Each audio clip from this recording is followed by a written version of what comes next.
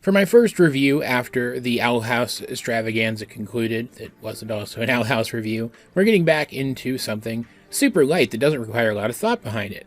Avatar: The Last Airbender. It is almost entirely because I wanted to do this review first after I was back after the Owl House extravaganza that I decided to wait a few days so I'd have time to really think on it and put it together. Which is interesting to say because I'm honestly not going to dwell on this episode a lot. I have things to say about the show and the franchise in general that come out of this episode. But this episode, Winter Solstice Part 1, is nothing. Like, it's not a bad episode or anything, right? Like, stuff of interest happens in it. But everything that happens around the main gang in this episode is set up for later stuff. And most of the stuff that happens in the Zuko and Iroh plot in this one is also, technically speaking, set up for later stuff. The original aspects of this episode, aside from, I would argue, like, one of the villagers that we meet in this one, the spirit that we meet in this one, and the stuff with the earthbending soldiers that capture Iroh briefly, is all forgettable. And that's almost by design, I feel, because the village that our heroes come upon in this episode, the village that asks them for help in this episode, is just so nondescript and boring. The only truly memorable gang scenes in this episode are at the beginning, when they come upon a part of woods, forest I guess would be a more apt word to use there, that's been scarred by firebending. And the episode sets itself up as a metaphor for Aang being scarred by his past traumas and needing to heal. Tying his healing, his recovery, with the healing of their world. It really did feel like, with the analogy at the beginning, that there are acorns all over, they will eventually replant themselves and the forest will grow back. It felt like the episode telling us, we're not going to see this world heal from this conflict in the show itself, but things are going to get better. You don't have to worry too much. And in the end, it's that lesson that Aang learns here from Katara, who's trying to reassure him because, of course, she is. She's just a good person. It's that lesson that he conveys to the spirit, the panda spirit of the forest that's been harassing the aforementioned town, taking some of its people in retaliation for this, since they're the only humans nearby. With that scene where he shares that message, being the other memorable scene with him in this episode, that finally allows the spirit to start moving on and start to heal itself. And like, there's other stuff with Aang in this episode that they try to tie into that in a tangential kind of way, but that's what the episode is about, and that stuff they tie into it feels tacked on. In fact, everything else in this episode revolving around the gang feels tacked on. Even Sokka being one of the ones taken by the spirit creature, the panda, whose name I do not remember, feels tacked on, like they needed to add some emotional stakes for our heroes. Our heroes needed to be compelled to feel something about this specific conflict. And that tangential stuff with Aang that they try to tack on here, that kind of works, it kind of works thematically, is he doesn't know how to be the Avatar. He doesn't understand the spiritual side of being the Avatar. And he feels like that hurts his performance as the Avatar, which, technically speaking, it does. If things had gone the way they were supposed to go, he would have had mentorship from the various masters who taught him how to use his various kinds of bending, as well as the temple keepers in each of the nations. And eventually he would have learned how to commune with his past lives, and they would have guided him further. But because of the disarray that the Fire Nation has left the world in, Aang doesn't have access to those things. But, as interesting as that is, this episode doesn't resolve any of it. He needs to talk to Roku. He was always supposed to commune with Roku at some point to learn more about what it meant to be the Avatar and how to be the Avatar, so he wants to talk to Roku, that's the Avatar, immediately previous to him, the Firebender. And over the course of this episode, after he does end up literally falling into the spirit world, he learns how he might go about doing that, even without the proper knowledge of how to commune with his past lives on his own.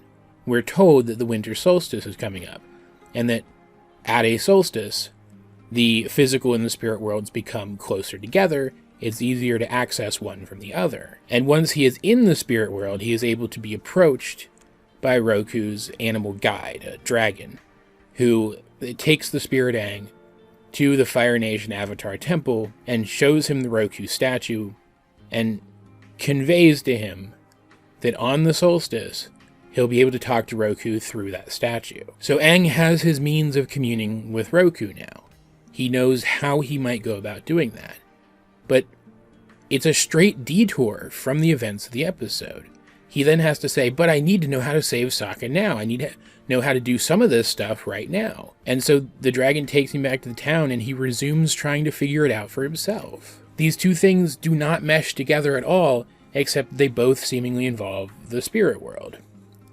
And I'll touch on that in a second, because man, does this episode and its rules, the rules that it establishes for this franchise, get contradicted a lot later. The more interesting plot to me in this one, and this has been true of a lot of these earlier episodes, frankly, was the stuff with Zuko and Iroh, primarily Iroh himself, who is captured by some earthbenders who recognize who he is and list off some of the reasons why he's noteworthy, which is interesting. We've gotten hints that this is an important guy, but hearing it from the perspective of their enemy was interesting. He's not pitied here. He's not looked down on here. To these Earth Kingdom soldiers, he is still the fearsome general who laid siege to their capital city. He is still a wanted man, and a dangerous one at that. And throughout the course of this, we get to see how he's able to use his old man facade, which we do see for the first time. The foolish old man thing is a facade. He's able to use that to not only leave a trail for Zuko to follow and find him, but to at one point nearly escape, and when that doesn't end up happening, slow his captors down long enough for Zuko to actually catch up later. But even throughout all this, where we are seeing how fearsome a soldier he still is, even in the comparably sorry state that he's in now, we're still reminded that he's not some cut-and-dry Fire Nation villain. When no one else can see Aang and the Spirit Dragon, he is able to. They fly over the heads of Iroh and the soldiers, and Iroh is able to see them, which paints him as a deeply spiritual person in just that one moment. And then later, when he and Zuko are fighting off the soldiers, he uses the chains that are still around his wrists to grab a rock out of the air and toss it back, using a very similar set of motions as an earthbender might to do the same thing with their bending. It's also implied at the beginning that the reason he gets captured is he's hanging out in a homemade hot tub. It's implied that he was trying to hold Zuko up. They're getting closer and closer to Aang, and it seems that Iroh was trying to delay them so that Aang could get further ahead. Like, it's not stated outright, and I don't think it's ever confirmed, but it certainly feels that way. Like Iroh was trying to entice Zuko into following a different path even back then, by insisting that he relax and stop focusing so hard on his goal. So it's not as if there isn't any good here. I did like, just to throw in one more positive before I start just dragging the episode, because that is going to happen in a second. I did like the villagers, what we saw of them. They seemed like nice people. They liked the Avatar. They were all for the Avatar being back, actively sought out the Avatar's help, and gave the gang supplies that they needed to continue their journey. So it's not like these are unlikable people or anything.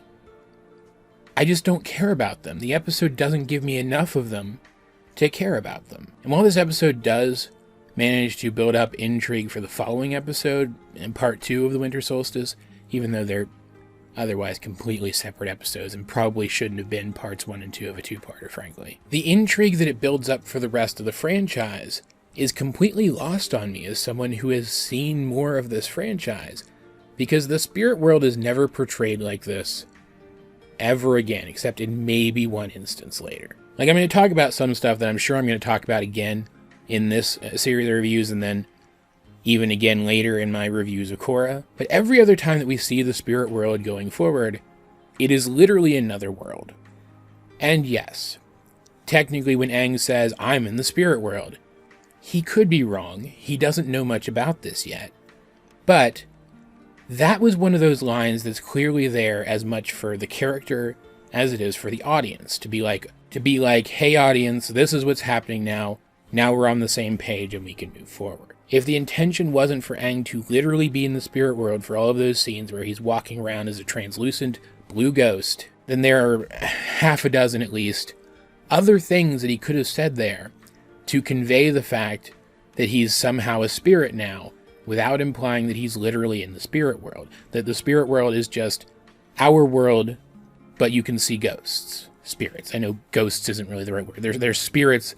Spirits is the technical classification. Ghosts is just a funnier word. And not only that, but tying the ability to talk to Roku via the Avatar Temple in the Fire Nation to the Winter Solstice, an event which brings the spirit world and the physical world closer together, ties the ability of the Avatar to talk to his past lives, his or her past lives, their past lives, with the spirit world, with their ability to enter the spirit world or commune with the spirits of the spirit world. But later, and this is even later than we see the spirit world become an actual physical world that's separate from our world, in Korra, later in Korra, that is just changed completely. Suddenly now, the Avatar's past lives are treated as if they're less literally the person's past lives and more that they're separate characters, and the Avatar's connection to them is able to be broken to the point that the Avatar can't commune with their past lives anymore. It is treated as a wholly separate ability from the ability to enter or commune with the spirit world. When, according to this episode, if an Avatar has the ability to enter the spirit world, they should be able to also commune with their past selves. Because it's not like these are separate people. These are the same person. They're just different iterations of the same person. So they seem like different people and have different experiences. And while I have a lot of critiques of Korra, another one would be that the portrayal of the spirits is changed in Korra. They're no longer like animals. They're like energy blobs and stuff instead, which I think is a downgrade. I feel like this transformation of the nature of the Avatar's past lives relative to the current Avatar is objectively bad. It is the one thing that is objectively bad about Korra. I don't know anyone who likes this. They literally only did it so that they wouldn't be tempted to use Aang to bail Korra out of situations anymore going forward, and I feel like it hurts the franchise overall, because we see here, even without access to that ability yet to commune with his past lives, Aang still has another way to talk to Roku. It should not be so cut and dry that Korra, once she loses that connection to her past lives, can't talk to them anymore. There should still be ways to do it that just make it more difficult for her and future avatars, thereby limiting the writers from using that as a plot device anymore, unless it's a special occasion, when it should be used. And so between that and between the lesser retcons that come later in this show, the stuff that's established in this episode around the spiritual side of the Avatar, as far as I'm concerned, is practically meaningless. So I don't get anything out of revisiting it. And it bums me out because if that stuff hadn't been there, if they had, I guess, realized earlier that they were going to retcon some of this stuff, or at least change the way it's presented, maybe they could have focused more on fleshing out the specifics of this episode and the people that the gang were here to help, and the spirit panda thing who does come into play again later, and like creating more of a bond between it and Aang. Maybe Aang should have interacted with the spirit panda while he was in the spirit world doing spirit world stuff in this episode's version of spirit world, and then run into the monster again after he left the spirit world, and then realize that they were the same person, that this monster and his new friend were the same thing, creating a stronger bond between them. But the episode has to have all this other stuff tacked onto it, so it doesn't have time for any of that. It doesn't have time for a true emotional through line through this entire episode. And I want to clarify, I don't think this episode is bad. I just think it's disappointing. It's below the typical standards for this show. And when there are so few episodes of this show that feel like that, that becomes a more noteworthy thing than it probably should be. As per usual, though, I'd like to know, what do you guys think of the Winter Solstice Part 1, if you have seen it? Let's get a discussion going in the comments section down below. And while you're down there, you might as well like the video, share it with anyone else you think would enjoy my content, subscribe if you haven't. You can also check out links to my various social medias and to all the ways you can help out the channel. Those will be in the video description. But either way, this has been AJ22, and I will talk to you guys later.